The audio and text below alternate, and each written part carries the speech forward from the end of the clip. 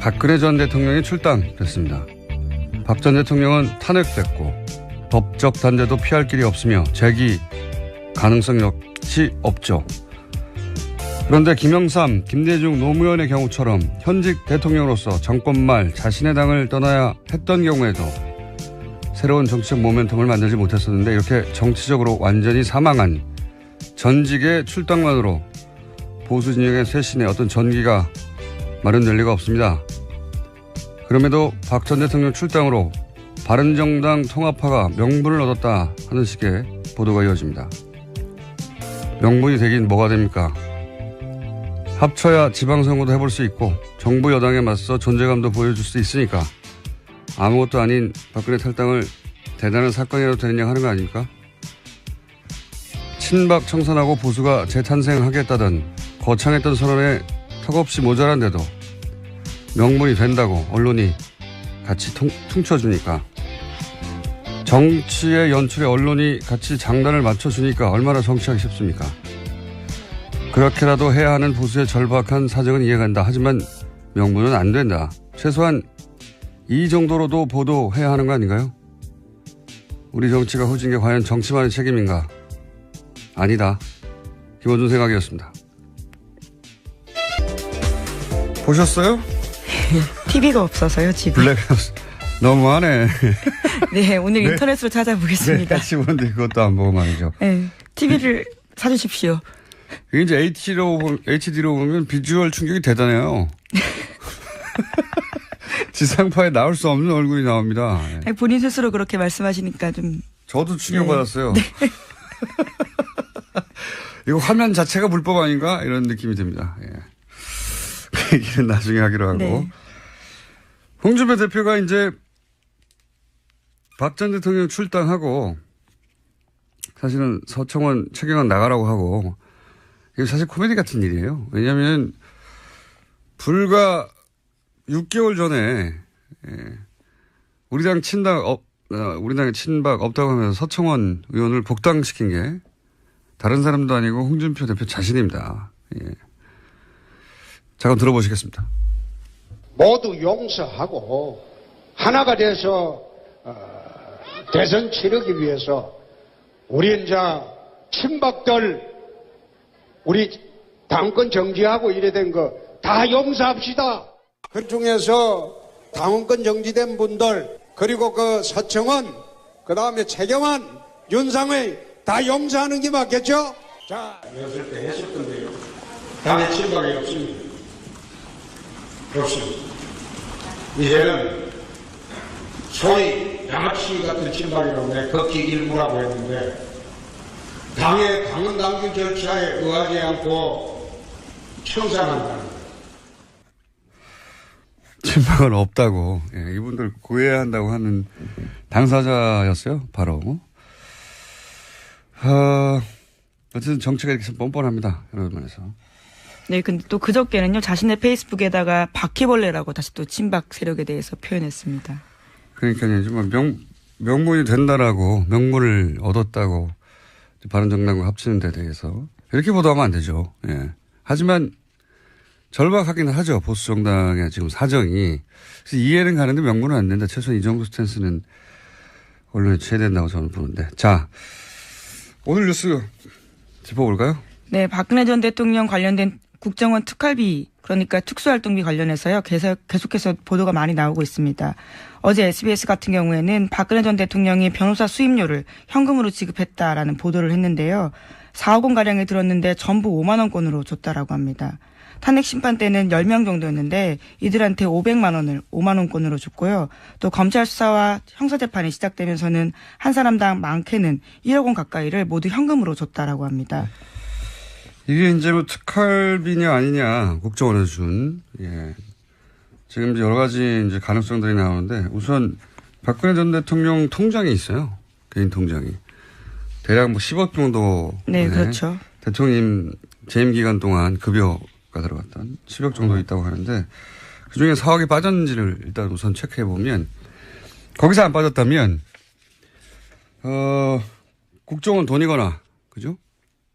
아니면 최순실 씨가 이거 몇 달 전에 나왔던 얘기인데 장시호 씨에게 이제 구치소에 수감돼 둘 다 수감돼 있는 과정에서 만나서 삼성동에 금고가 있다. 박근혜 전 대통령의 자택인 삼성동에 금고가 있는데 거기 가면 평생 먹을 돈이 있으니 그거를 이제 나중에 나가면 거기서 돈을 꺼내서 정유라 씨 모자를 보살펴 달라라는 이야기를 검찰 조사 받을 때 했었죠. 그 돈이거나 둘 중에 하나겠죠. 지금으로서는 이제 이게 청와대에서 줬다고 하니까 변호사비를.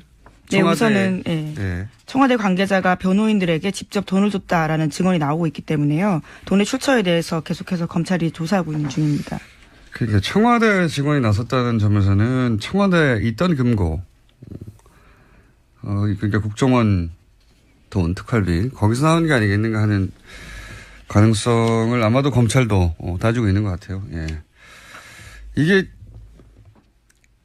자유한국당에서는 이제 이전 정권들도 사실은 청와대에 비용이 모자라서 국정원에서 가져다 썼다 이런 얘기 하잖아요. 근데 이게 그래서 관행이다라는 주장인 건데 설사 그런 관행이 있었다 하더라도 이번 경우는 관행이 아닌 게 청와대 재정은 총무비서관이 관정을 하고 출납은 실무 책임이 그다음에 재무팀장이라고 있어요. 그 라인에. 근데 재무팀장은 지금 문제가 되고 있다고 하는 국정원 이 특활비의 경우에는 돈의 존재조차 몰랐다고 하거든요. 예, 그렇게 진술하고 있습니다.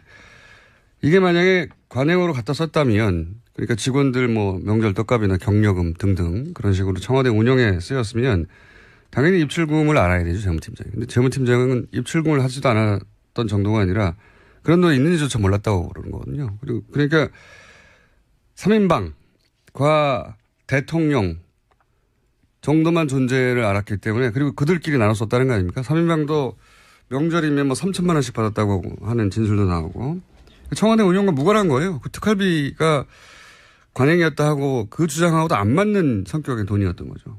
네, 그와 관련된 정황들은 계속해서 나오고 있는데요. 이제까지 계속해서 봤다가 지난해 7월 달에 미래 관련된 재단 보도가 나오자 국정원에 상납 중단하라고 지시한 바가 있는데요.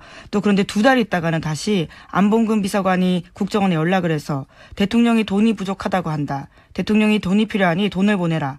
대통령이 지시다라는 말을 했다라고 합니다. 그래서 원래 보내던 돈에서요 2배로 올려서 2억 원을 줬는데요. 이 돈을 당시에 정호성 비서관이 가져갔고 정 전 비서관의 진술에 따르면요. 이 돈을 박근혜 전 대통령 관사에 직접 줬다라고 합니다.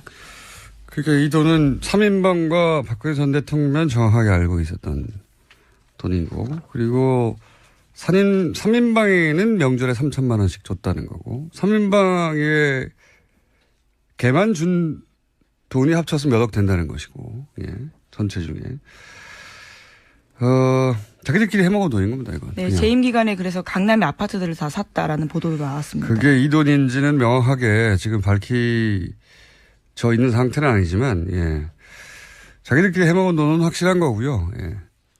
그리고 최순실이 여기 관여했을 가능성이 상당히 높아 보이는 그런 정황인 거죠. 그리고 그 외에 이 돈의 존재를 아는 사람은 아마도 배달 루트였겠죠.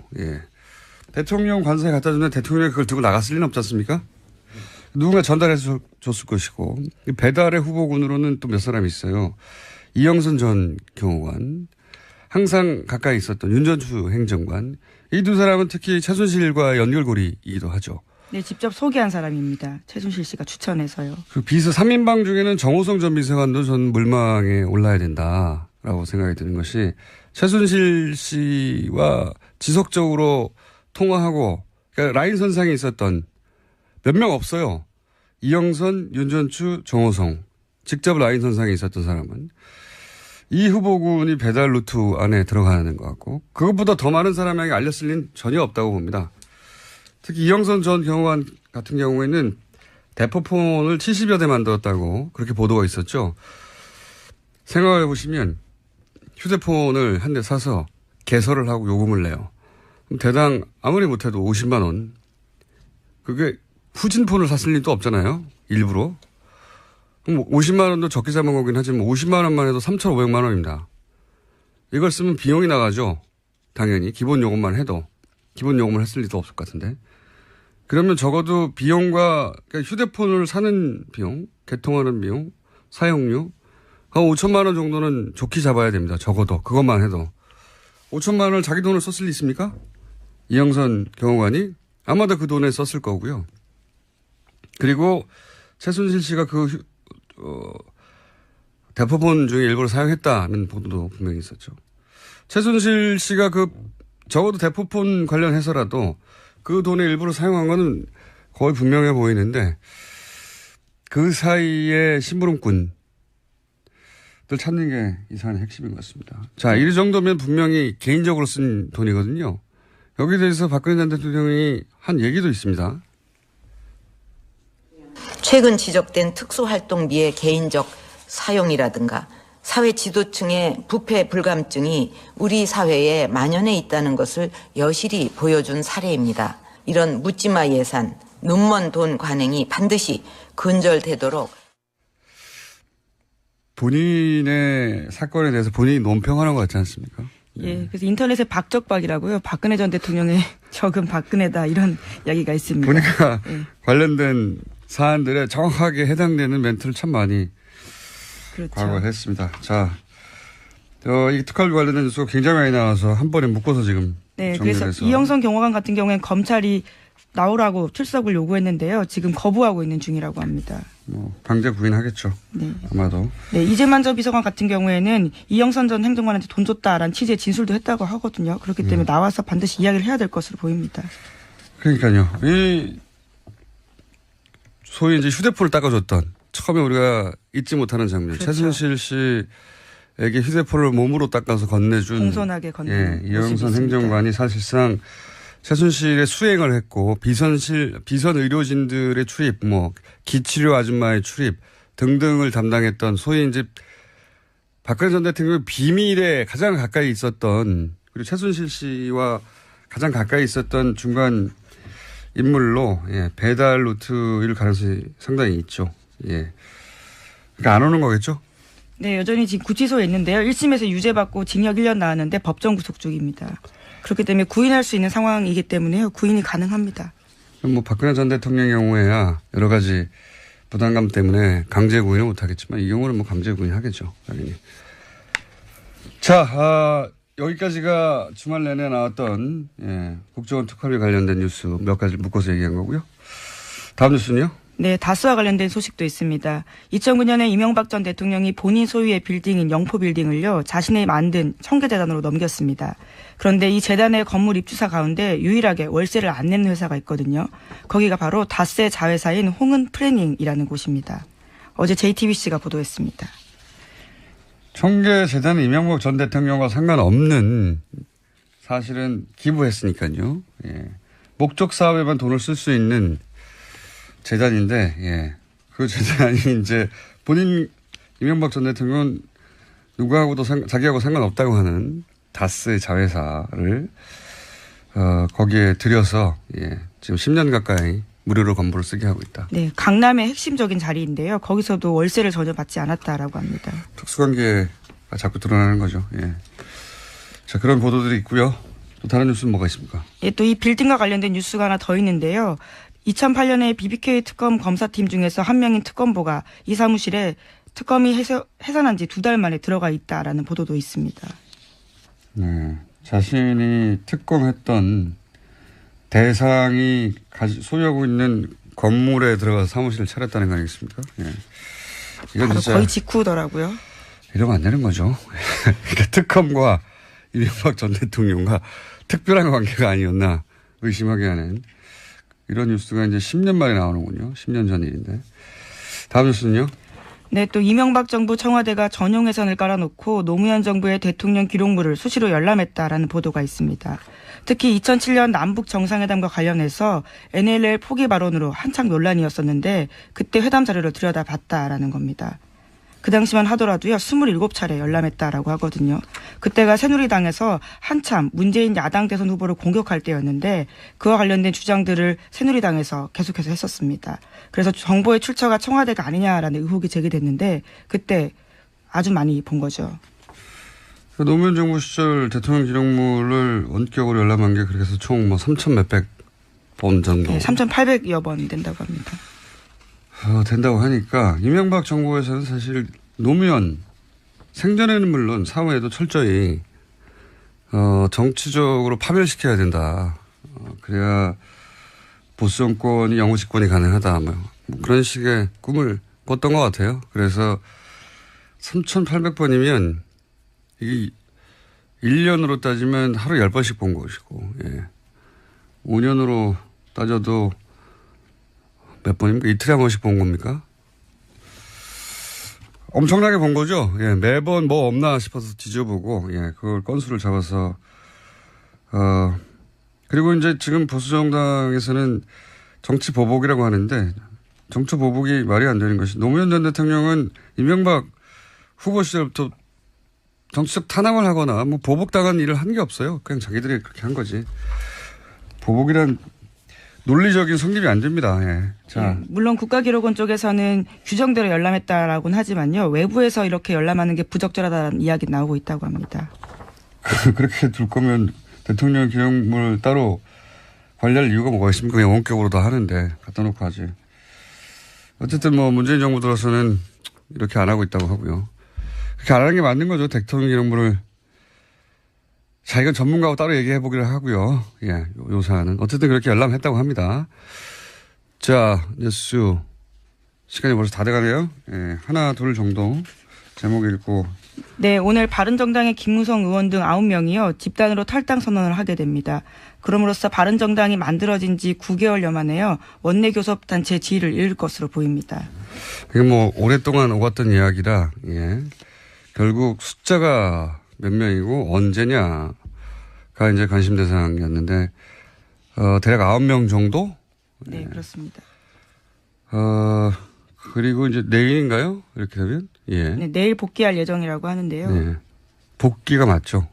원대 복귀. 예. 여기서 이제 꼭 지적해두고 싶은 것은, 김무성 전 대표는 유승민 의원을 당시 망설이는 마지막까지 남아있겠다고 한 유승민 의원을 최후에 끌고 나온 장본인이에요. 바른정당을 만들 때 말씀하시는 예, 거죠? 만들 네. 때. 본인은 이제 좀 더 노력해보겠다. 새누리당이 나와서. 하던 유승민 의원을, 극구 끌고 나온 장본인인데, 이제 유승민 의원이 이제 나는 그렇다면 보수의 세기를 가겠다고 하는 유승민 의원을 버리고 자기만 살겠다고 돌아가는 거잖아요. 저는 김무성 전 대표에 대해서, 지적하는 그 점을, 예. 기사가 쏟아져야 된다고 보는데 그런 얘기는 전혀 없어서 다시 언급해 듭니다. 예. 이건 경우가 아니지 않습니까? 그냥 뭐 정치고 뭐고 다 떠나서 자기가 다른 사람 돌아가도 자기는 유승민 대표 의원 옆에 남아줘야 되는 거 아닌가요? 예. 자, 오늘 여기까지 해야 되겠습니다.